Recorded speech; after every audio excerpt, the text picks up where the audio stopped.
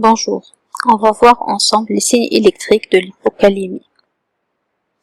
L'hypokaliémie est définie par une concentration plasmatique du potassium inférieure à 3,5 mmol par litre. L'hypokaliémie peut mettre en jeu le pronostic vital du patient en raison de son retentissement cardiaque. Les signes électriques de l'hypokaliémie sont diffus et dépendent de la rapidité de l'installation de l'hypokaliémie. L'hypokaliémie modérée s'accompagne d'un ECG normal ou d'une diminution de l'amplitude de l'onde T avec l'apparition d'une onde U. L'hypokaliémie plus sévère s'accompagne d'une onde U dominante qui fusionne avec la partie terminale de l'onde T.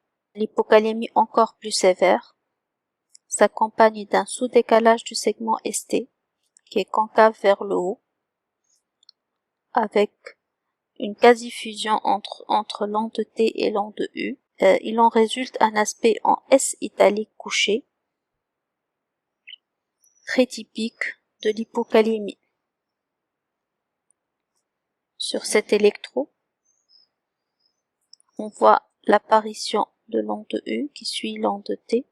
L'intervalle QT calculé par la machine va être allongé, mais réellement on ne peut pas mesurer sa valeur réelle parce que la fin de l'onde T est fusionnée avec l'onde U. Sur cet électro avec une kaliémie de 2,7, on voit très bien l'onde U qui est dominante par rapport à l'onde T, le sous-décalage du segment ST qui est concave vers le haut, donnant l'aspect en S italique couché, visible ici en D2.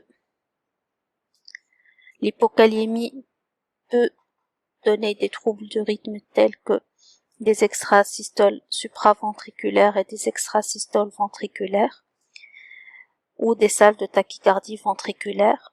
L'association entre bradycardie et hypokaliémie peut se compliquer de torsade de pointe. Aussi, on peut observer une tachycardie bidirectionnelle. Tous ces troubles de rythme ventriculaire peuvent dégénérer en fibrillation ventriculaire. Je vous remercie pour votre attention.